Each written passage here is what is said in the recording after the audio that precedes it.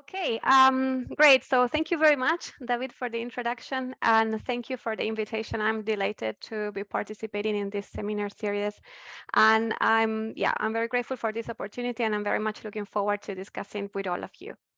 So during this talk, I will talk about mean-scale oscillatory or periodic sequences in the medial and entorhinal cortex, and the results that I will present are part of my postdoc in the lab of Edvard and May-Britt Moser. However, towards the end of the presentation, I will also tell you a bit about new projects and new questions that I started working on recently, and that also I'm planning to work in the near future as I transition to an independent group leader here in Norway. So as scientists, as scientists that are trying to understand how different aspects of the brain work, we usually focus on different levels of organization. And this picture that I took last year in Jerusalem, I think very nicely reflects what the level of organization that I'm interested in is, which is the level of the circuits. Neurons talk to each other through a myriad of connections, and because of these connections, the activity of the population as a whole is supposed to be coordinated, or not, but presumably coordinated. And the most powerful, or one of the most powerful mechanisms for coordination, or at least the one that has been very much studied, are oscillations. And here I'm showing the local field potential of the hippocampus of a behaving rat. So oscillations can come with different frequencies, as we know. For example, there are the theta rhythms, which in rodents happen at between 6 and 10 hertz. And you can see again this LFP from the hippocampus of a behaving rat. There can be faster rhythms, for example, gamma rhythms between 25 and 50 hertz. And sometimes we can find these frequencies as nested. So for example, we see here a theta rhythms, which overimpose has gamma fluctuations. So these oscillations are known to modulate the activity of single cells and also the activity of ensemble of cells. So in this figure, for example, we can see two different ensembles which are very nicely defined, and we can see that they get active at different phases of this ongoing oscillation. Now, most of these oscillations have been studied in the timescale of milliseconds, right? We can see here 6 to 10 hertz, 25 to 50 hertz. But we know that the brain supports computations that unfold at much slower timescales. So then the question is, do oscillations occur also at slower timescales? Because these have not been very much explored. So the answer to this question is yes, there is some evidence for ultra-slow oscillations, or what people usually call ultra-slow oscillations. And whenever I say ultra-slow, what I mean is frequencies below 0.1 hertz. And this evidence comes in the form of autocorrelations, for example, for single cells. So here we can see two autocorrelations, and we can see that there's this mild modulation, which seems to be periodic, which is indicating that the cell is oscillating. And the fact that we see this peak here is indicating that the cycle length, or the period of this oscillation, is about 45 seconds. These ultra-slow oscillations have also been detected at the level of the local field potential. And here we see the power spectral density peaking at a very, very low frequency. And they have also been found in EEGs. So this is evidence for ultra-slow oscillations. But what is not clear at all is what happens between the level of single cells and the level of local field potential. And in particular, it's not clear how massive these oscillations are and if they are modulating the activity of many cells or not. So what we asked was, how do ultra-slow oscillations express at the neural population level? Because this is the piece of information that seems to be missing here. So in order to answer this question, we directed our research towards the medial entorhinal cortex. The reason why we chose the medial entorhinal cortex is because, on the one hand, it supports brain functions that unfold at slow timescales, for example, navigation and episodic memory. So one could argue, actually, that many brain areas support slow computations, right? And this is, of course, true. But in the case of the medial entorhinal cortex, it is very well characterized for navigation and episodic memory, so we thought we could leverage all the information that we have available about this cortex. Also because it exhibits multiple rhythms, for example, theta and gamma. Therefore, it is a good candidate for funding another type of rhythm. And if ultra-slow oscillations are there, then we could also ask whether these ultra-slow oscillations are nested with theta and gamma, for example. And the last reason is because there's plenty of information available about the medial entorhinal cortex. For example, in terms of functional cell types, we know about grid cells, about head direction cells, about speed cells, different types of cells. And what is very curious and very interesting about the medial entorhinal cortex is that even though it is a high-end cortex, there are very clear correlates between the firing rate of individual cells or cell types and features of the external world, and in particular navigation. Finally, another good reason for choosing the entorhinal cortex is because we have a lot of information coming from models and specifically about continuous attractor networks, and from these models, we know that there should be some patterns, for example, in the connectivity between neurons that are thought to support different firing patterns, such as in grid cells or head direction cells. So we thought to leverage all of this information available at our disposal to find ultra-slow oscillations, provided they exist in the medial entorhinal cortex. We decided to use calcium imaging, and for this purpose, we implanted a prism between the cerebellum and the medial entorhinal cortex. And here in a dashed line in green, you can see layer 2 specifically of the medial entorhinal cortex. We placed an animal on a rotating wheel, and we got access to a very large field of view, which allow us to record simultaneously between 400 and 600 up to 700 of cells. And the animal performed a self-paced behavior, meaning that if the animal wanted to run, it ran, otherwise it remained sitting still, and that was okay. The experiments were performed in darkness, without externally stimuli tuned to navigation, and without scheduled rewards. And the reason why we decided to perform the experiment like this was because since we're interested in these very slow timescales, we don't want any external stimuli to modulate or reset whatever internal rhythms might be there. So in order to be able to find them and pick them up, we decided to remove as much as possible the sensory stimulation. All right, so then we recorded the cells, we had the calcium traces, then we apply a deconvolution algorithm, which is SU2P, and then we extracted the deconvolved spikes. And then we proceeded as people usually proceed when studying rhythms in the brain. So we started by calculating autocorrelations in the activity of these cells. When we found these autocorrelations, the first thing that we noticed is that they are oscillatory. So you can see that they're in these two example cells, the oscillation is clearly there. And moreover, what we found is that this oscillation is indeed ultra slow. So when we plot the power spectral density calculated on these autocorrelations, we see that it peaks at a very low frequency, which in this case is 0.0066 hertz, which is equivalent to a cycle length or period of 151 seconds. So yes, there are ultra slow oscillations in the medial entorhinal cortex, at least at the single cell level. Next, we ask to which extent these oscillations are there in the entire population, or at least the population of cells that we managed to record. And for this, we stacked all of these autocorrelations in a heat map, and this is what we found. So here I'm showing in each row a different autocorrelation, and I'm plotting here neurons, neuron index in the y-axis, and in the x-axis the time lag. And it is a little bit messy, but hopefully you will agree with me that with the fact that there are 3 vertical bands here and 3 vertical bands here. So the ones on the left correspond to these 3 peaks here, and the ones on the right correspond to these other 3 peaks here in the autocorrelation. And I'm color coding here the C-score autocorrelation across all of the cells that were recorded in this session, which were almost 500. So what this is telling us is that most of the cells are oscillating, and that most of the cells are oscillating with more or less the same frequency, which was very surprising. So next, we ask, okay, all of these cells are doing something that is more or less similar. So how do these oscillations organize at the network level? And for investigating this, we decided to make raster plots. And here I'm going to show you a bunch of raster plots where cells are sorted in different ways. First of all, when the cells are sorted in a random manner, we don't see too much of a clear structure here, which is also giving us some relevant information. Because in the previous slide, I showed you that all of the cells are oscillating. However, here we don't see any clear structure.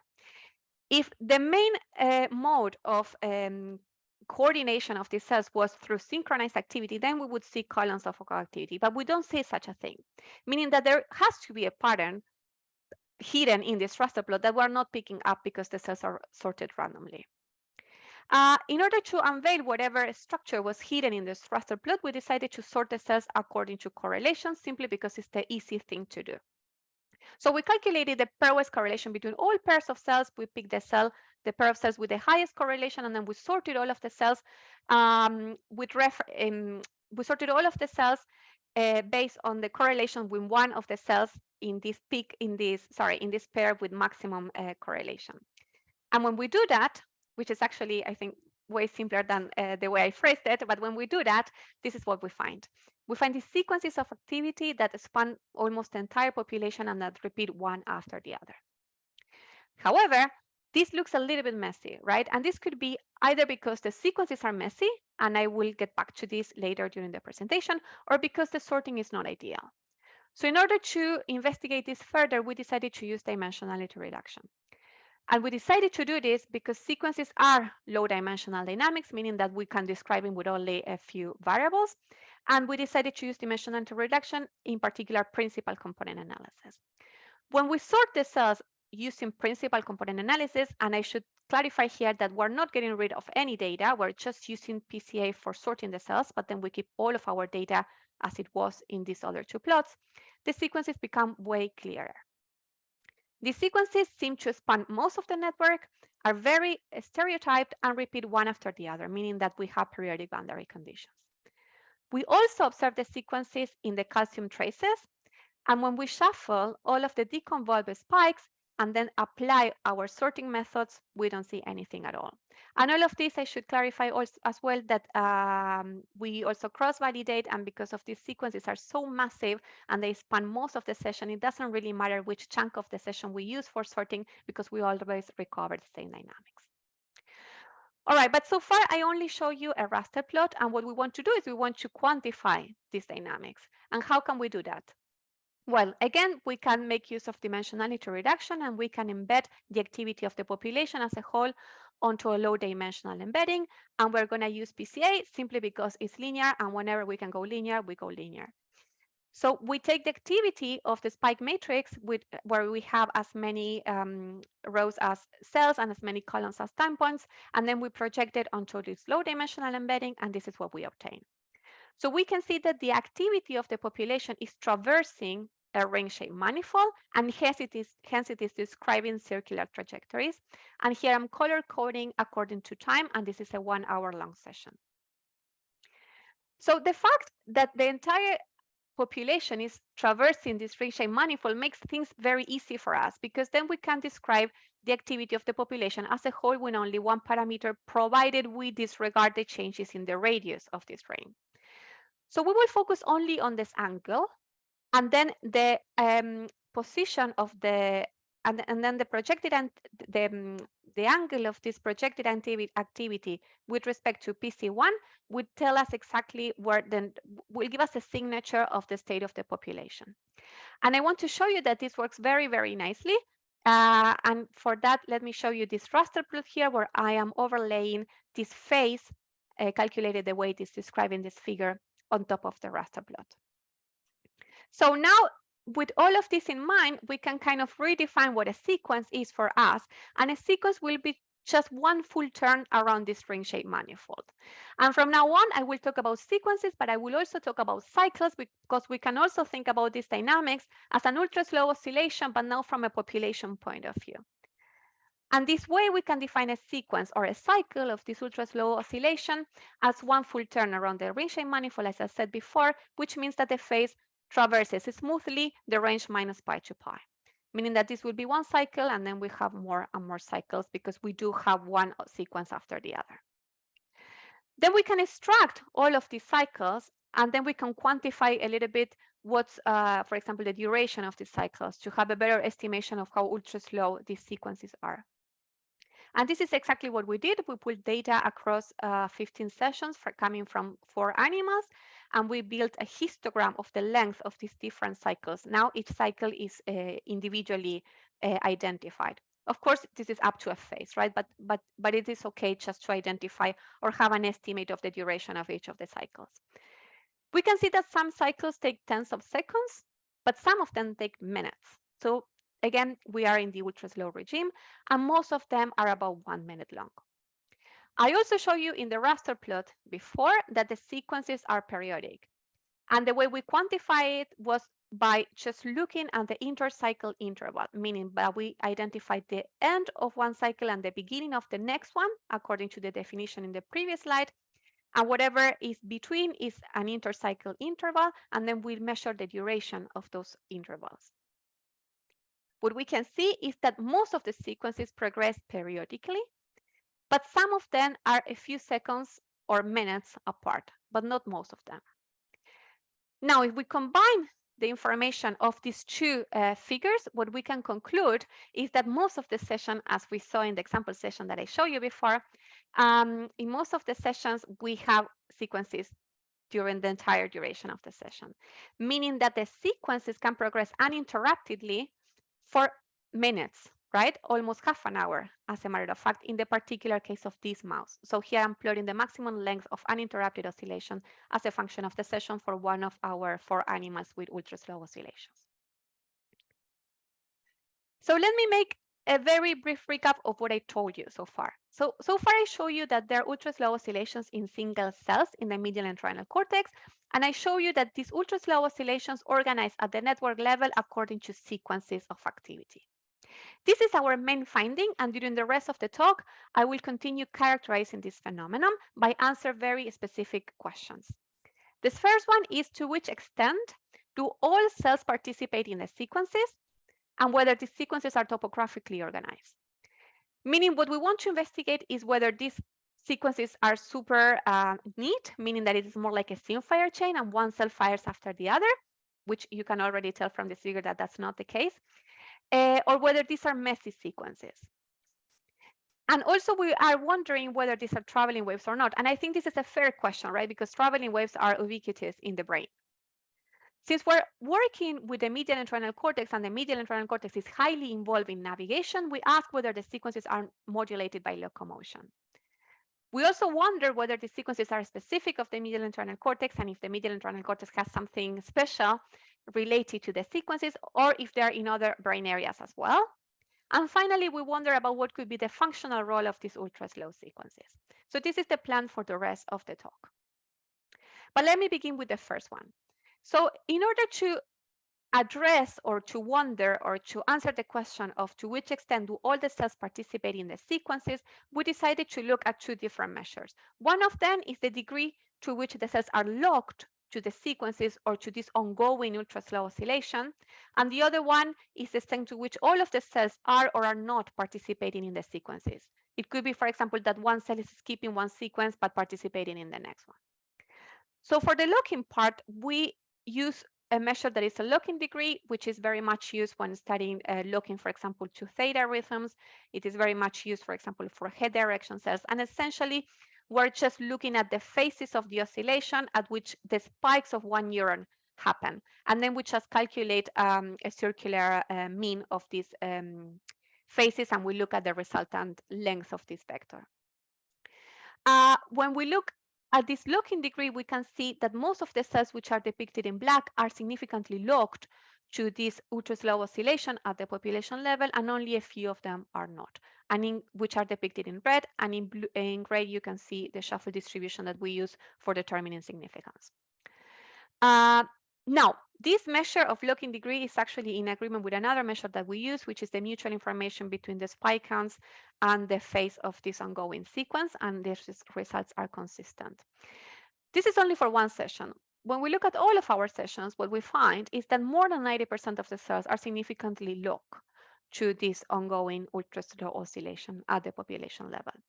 So while most of the cells, not all of them, but most of the cells are locked to this oscillation, you can see that there's a lot of variability in the locking degrees.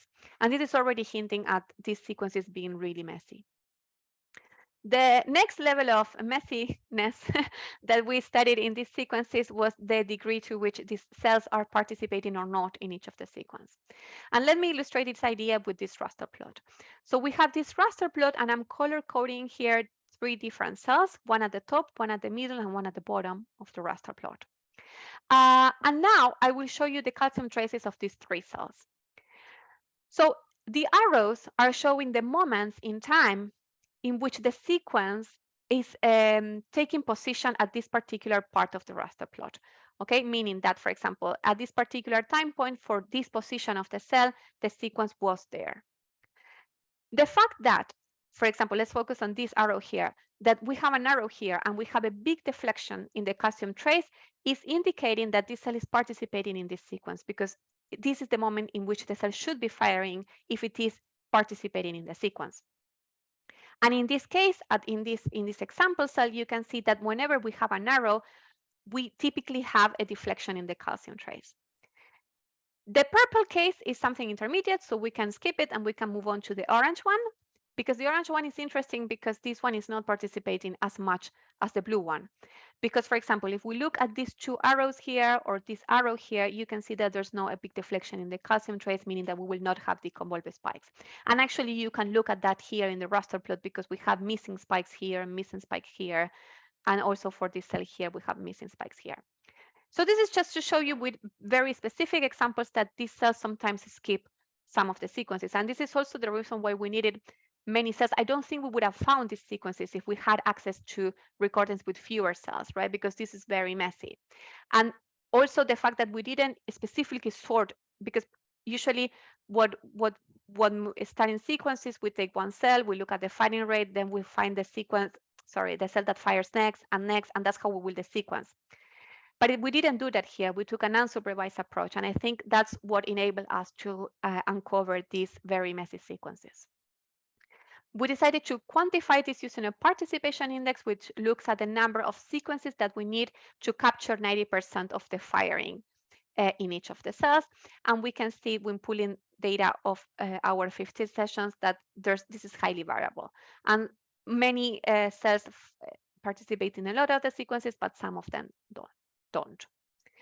So with this, all I want to say is that there's a lot of variability at the single cell level, and that from a single cell level perspective, these sequences are very noisy.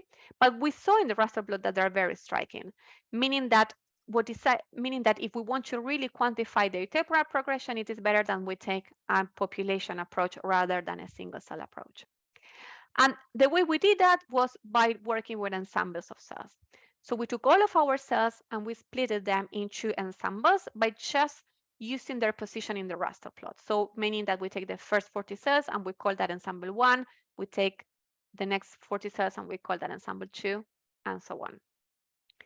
And then we downsample a little bit on time because these things are ultra slow, meaning that if we're working with bin sizes of 30 milliseconds, we will see mainly noise because these things are happening in the time scale of minutes.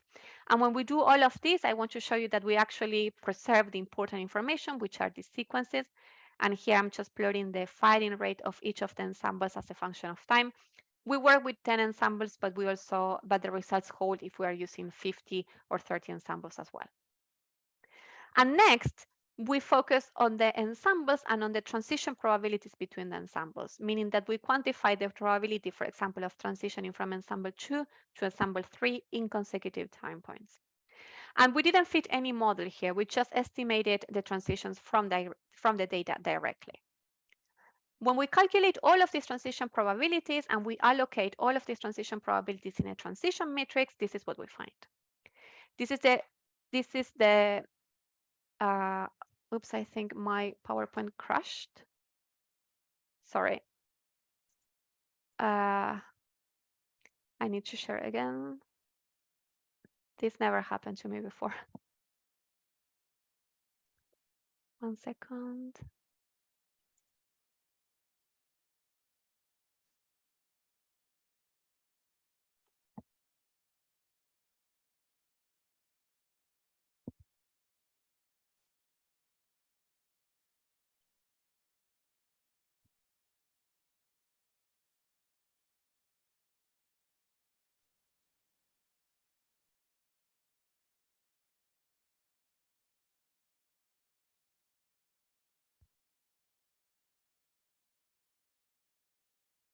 do you see the presentation mode? Is it correct? Okay. Yes, thank you. Fantastic. Okay, so so this is where we were. Okay, so then I plotted the firing rate of the ensembles as a function of time, and then I calculated the transition probabilities. And what you can see from this transition matrix is that all of the transitions are located above the diagonal, meaning, and they're concentrated above the diagonal, meaning that these sequences are progressing in only one direction, meaning that they're always circulating with the same direction along this ring-shaped manifold. And we also see this blob here that is telling us that we have periodic boundary conditions. All right, and then once we have all of these transitions, then we can calculate the probability of sequential activation as a function of the number of ensembles, meaning that we can count how many times we see a sequence of 1, 2, 3, 4, 5 ensembles in a row. And what we can find is that in the recorded data, the probability of sequential activation of many ensembles or more than 3 ensembles is much higher than in shuffle data. And of course, all of this is expected, but the reason why I'm showing this figure here is because I will use the same type of plot later during the talk to compare with other cortices and show you how they are different, MEC, from other brain areas. All right, and then we can now move on to the question of whether these sequences are topographically organized. And the thing is that we have reasons to believe that they should be, right? Because the medial entorhinal cortex is topographically organized. Grid cells modules, for example, they come with small scale or large scale, and they are topographically organized, meaning the more dorsal we are in the medial entorhinal cortex, the smaller the scale of the grid cell modules. More recently, the lab published another paper where they found another gradient, which is in the medial lateral axis, and they found that entorhinal functional cell types are anatomically clustered. And there are many other studies that show there are gradients of different types in the medial entorhinal cortex. However, we didn't find any topographical organization, and hopefully we can notice that in the video. So this is the field of view of one of our animals, and here this video corresponds to 10 sequences that are consecutive. And what you can hopefully see here is that there's no anatomical organization in the way these neurons are getting active. So I think this is perhaps the more straightforward proof that these sequences are not topographically organized. We decided to quantify this in many different ways.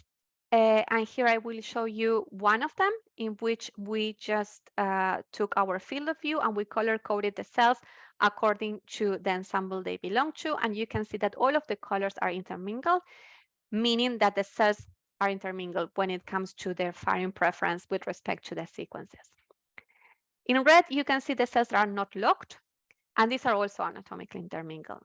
And all of this means that when we look at the pairwise anatomical distance between the cells, cells that are nearby or far apart within a cluster might be also, sorry, let me rephrase that. What I'm trying to say is that if two cells are within a cluster, this means that they can be far away or close, and this is essentially the same distribution of distances across ensembles, okay? So there's nothing particularly special about the pairwise distances. And we quantify this in other ways as well, but just for for the sake of time, I will just show only this, but I'm happy to discuss further afterwards. All right, so now let's move on to whether these sequences are modulated by locomotion. And once again, we have reasons to believe that these sequences should be or could be modulated by locomotion, right? Because we know that single cell firing and the local field potential are modulated by locomotion in the medial entorhinal cortex. So this is a grid cell, for example, and we know that grid cells fire in specific parts of the arena and not in other parts of the arena, meaning that they are modulated by at least the spatial arrangement of the arena where the animal is running.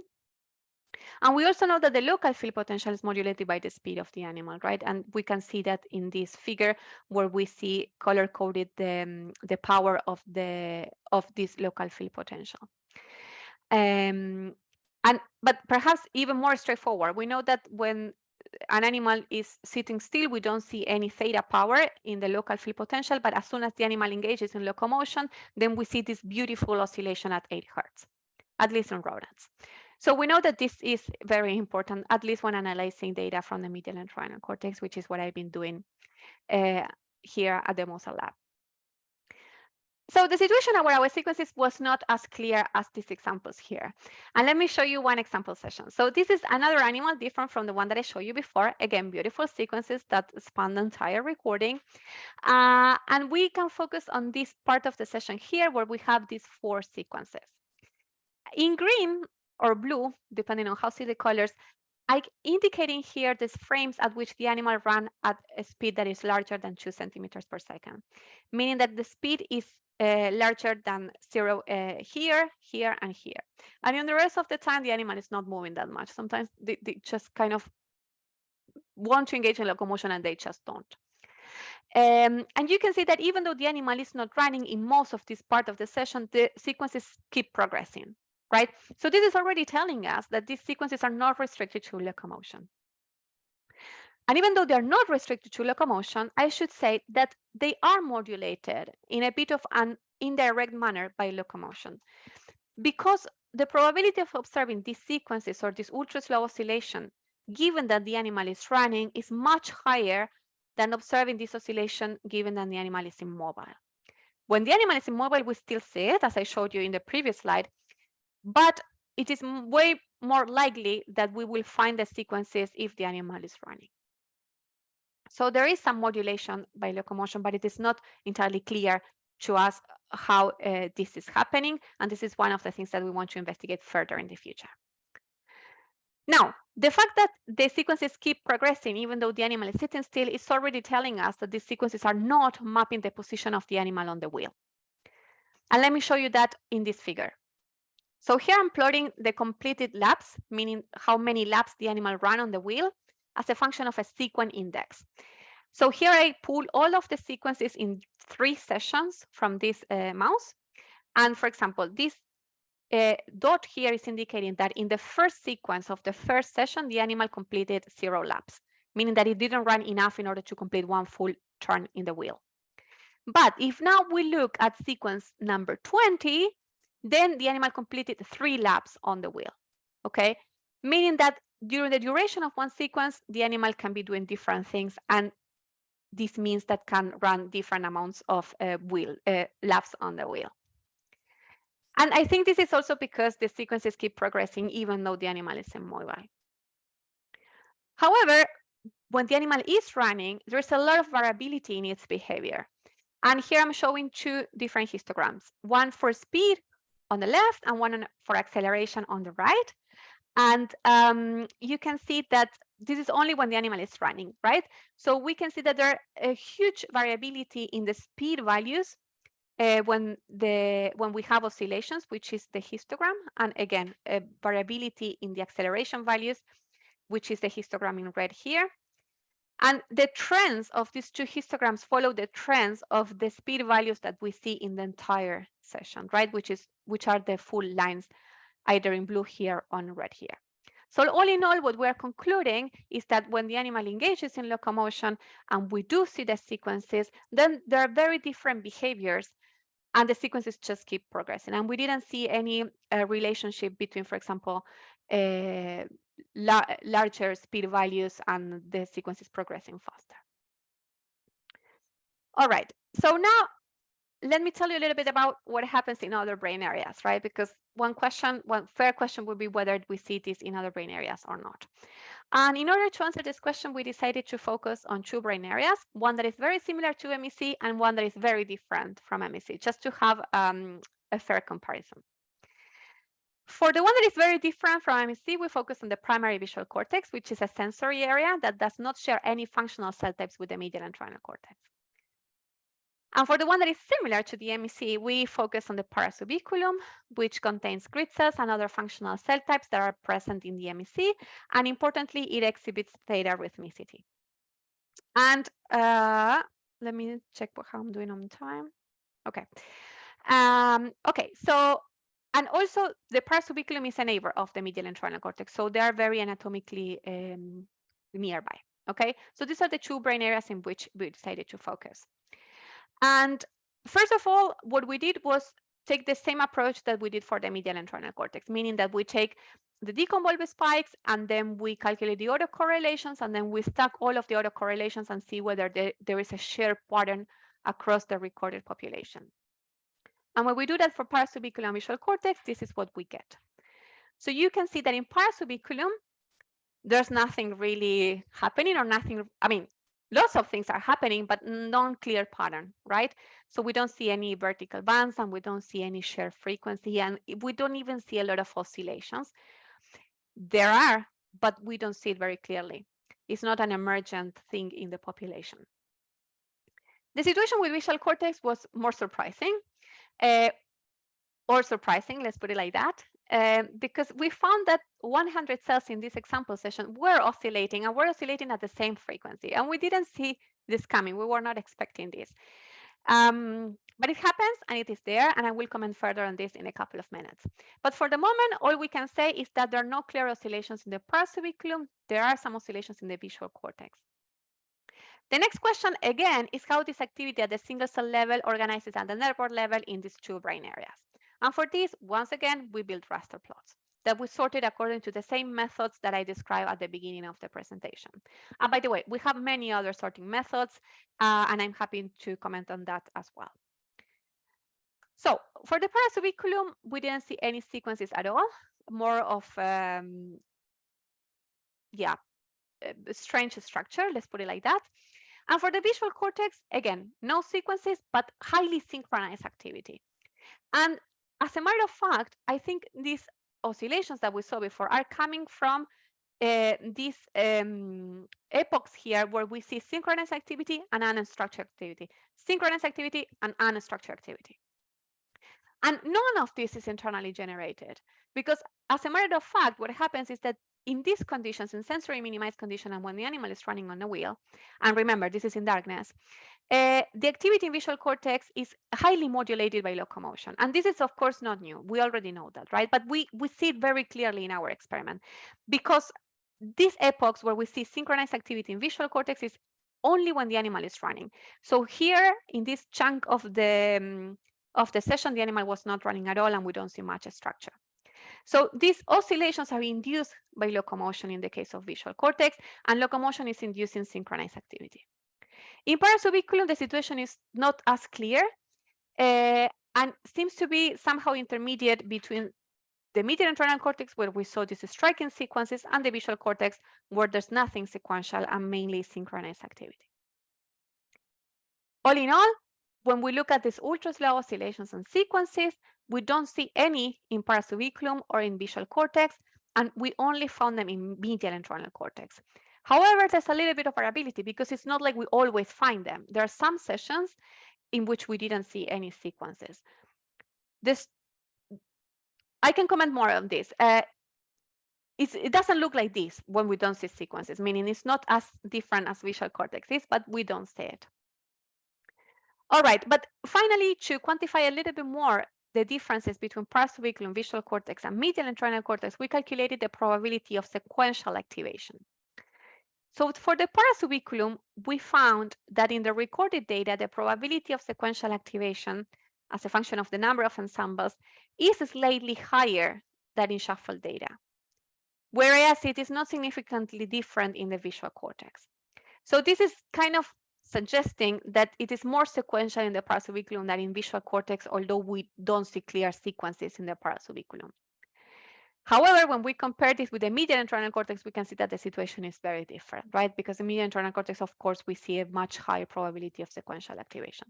So this would be suggesting that parasubiculum is kind of somehow in between visual cortex and medial entorhinal cortex, but this has to be further explored.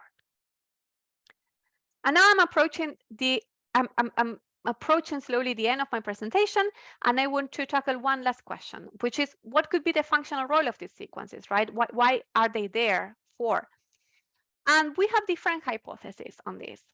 For example, one potential role would be to prevent that different functional cell classes drift apart, right? So for example, we have grid cells, and grid cells have different modules, and we have the small module and the large module. And we need this module to to change their activity in a coherent manner, because otherwise we would get a wrong readout of position. And these ultra-slow oscillations could keep the coordination, for example, between grid modules in extended periods of time. So that is one possible hypothesis. However, the one that we are investigating more is the one of a scaffolding function. So the sequences might be there not because they're mapping any feature of the external world, but because they are an ongoing process that facilitates certain computations that unfold at behavioral timescales. And this idea is not new, right? So for example, there's work done by Dean Wonomano where they see that if you have ongoing sequences, then you can have a better readout of time. And there's work done by Claudia Klopat where they show that if we have ongoing sequences, then those can be used as a backbone for learning. So these ideas are not new, but I think very much aligned with our intuition of what these sequences could be useful for. And in order to illustrate these ideas, we built a very, very simple model that hopefully will convey what we're trying to say. So in this model that I did in collaboration with Claudia Klopat, we have a series of inputs that are sequentially organized. So we have bumps of activity for each of our cells, and all of these cells are projecting to one output neuron. So we could think of these purple cells as inputs that are coming from the medial entorhinal cortex that is organized sequentially. And this output neuron could be in the hippocampus, for example. And this neuron in the hippocampus is receiving all of the input from the medial entorhinal cortex. Now, we want this output neuron to perform one specific computation, which is achieved by having one specific change in firing rate as a function of time. It could be a ramp, for example, or something more stochastic like an Ornstein-Uhlenbeck process. So in this case, this could be conceptualized as the cell being a time cell that we know that they exist in the hippocampus and then it has to fire in a ramp. Or in this case, it could be the cell just keeping track of a latent variable that is slowly changing in time, for example. So now what I want to show you is that this output neuron can perform or can follow these changes in firing rate only under certain conditions for these sequences in the previous layer. So here I'm showing you the sequential inputs, different sequential inputs, and the output response of the output neuron. And the sequential inputs will be either very slow, meaning that this sequence is progressing very slowly in time. It will be slow, but here what I mean is that it will have the same time scale at the time as the time scale of the target response for the output neuron, or it will be fast. So these are the different combinations that I want to explore. So let us begin with the very slow one. So here I'm showing the activity of these inputs as a function of time. And you can see that in this case, the sequence is about 240 seconds long. And what is important is that this is about twice as long as the temporal scale of the target response. The target response is shown in blue, and the response of this output neuron, of this perceptron, is shown in orange. So whenever this is the sequential input, then of course the output neuron can follow the target response. We can find the weights such that the output neuron performs the target response. Now, when the sequences are shorter, but not that short, meaning that the timescale is still comparable to the timescale of the target response, again, the perceptron is working correctly. And as you can imagine, all of this break down when we have fast sequences. So when the sequences are very fast, then we cannot learn the perceptron anymore. And then the response does not match the target response anymore. So hopefully this will convey the idea that if we want to perform one specific computation, sometimes we can do it only if we have as input or as backbone something that is oscillating or progressing in a sequences in that time scale or a slower time scale. We finally decided to quantify this by looking at the mean total error between the target response and the response as a function of the sequence length in the input layer. And we can see that the longer the sequences, the smaller the mean total error. So let me summarize what I told you so far. During minimal sensory stimulation, MEC single cell activity oscillates at ultra-slow frequencies. Single cell oscillations are organized into ultra-slow sequences of activity. The great majority of cells participate in the sequences. The sequences are not topographically organized and are not restricted to running epochs. The ultra-slow sequences are specific to the MEC. And finally, we believe that the periodic sequences might serve as a scaffold for computations unfolding at behavioral timescales. So just to finish, I want to share with you a couple more slides because all of this is interesting and this is the work that I did during my postdoc. But of course, there's a lot of things. There's just so much that we don't know. And this is opening up for more questions and projects that I'm very interested in. And I want to share some of these questions with you before I wrap up. So first of all, what I want to understand is what network connectivity motifs might underlie these MEC ultraslow oscillations. And given that the cortex or the brain has the means to create oscillations, what is it that sometimes arranges these oscillations into sequences and sometimes it doesn't? Is it local connectivity? So this is one question I'm interested in. And are these connectivity motifs in line with already existing models for grid cells and head direction cells? How robust is the dynamics? How robust is it in front of perturbations? What are other potential roles for these sequences? All of these questions are very interested in, and I'm already working on this in collaboration with Claudia Klopas, so I hope I will be able to tell you more about this in another talk, poster, or whatever. And then other questions that we are also started to approach are how do entorhinal cell types, for example, grid cells and head direction cells, organize within the MEC ultraslow oscillation? Are these sequences present in other behavioral states, such as sleep or free foraging? And finally, how do ultraslow oscillations interact with faster rhythms? In order to tackle all of these questions, we will be combining large-scale recordings, modeling, and more neural data analysis. But importantly, we need to have a good temporal resolution because otherwise, for example, we cannot address question 4. And because of this, from an experimental point of view, what we're doing is we're switching from calcium imaging to electrophysiology. And we recently started recording with NeuroPixels 2.0, which are the ones that have 4 shanks and give us tons of cells. We implant in mice and we implant in medial entorhinal cortex alone or medial entorhinal cortex and hippocampus because we want to see how these different dynamics are coordinated at the same time. Switching technologies, changing technologies is of course challenging for many reasons, more reasons than the ones I imagined when I said yes to this, or actually when I came up with this idea and we decided to do this.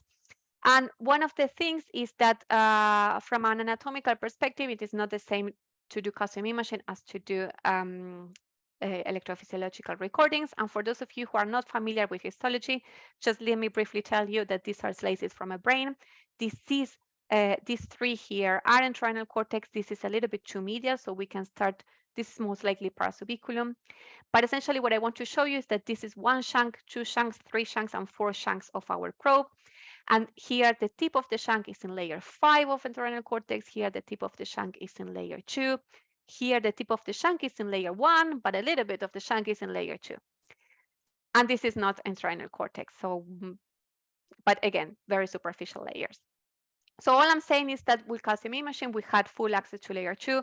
With electrophysiology, we have a combination of different anatomical locations, and it's imposing, of course, more interesting questions and methods from the analysis point of view. So we are coming up with new pipelines for analyzing this data and also from identifying sequences that are embedded in other dynamics. Even though this is happening, and of course this is very different, we successfully found already ultra-slow oscillations with electrophysiological recordings, as I can show you here in the autocorrelations and the power spectral densities. And as a matter of fact, the frequency of oscillations are exactly the same as the ones that we found with calcium data. So I want to finish with this because this is what the future looks like for me, and I'm very excited about this, and I'm always looking forward to discussing about present but also future ideas. So with this, I want to finish, and I want to thank the entire Kavli Institute for System Neuroscience here in Trondheim, Norway, especially my postdoc supervisors, Edvard Moser and May-Britt Moser, as well as the people who made all of these projects and results possible, Flavio, Horst, and Ragnhild, especially Flavio. I want to thank Anne, who's been working and been the main driving force in the NeuroPixels recordings, and also Claudia, with whom I'm collaborating on the perceptron model, but actually we're collaborating on this bigger project on connectivity and sequences, and also my other collaborators on other exciting projects as well, Yoram and Herman.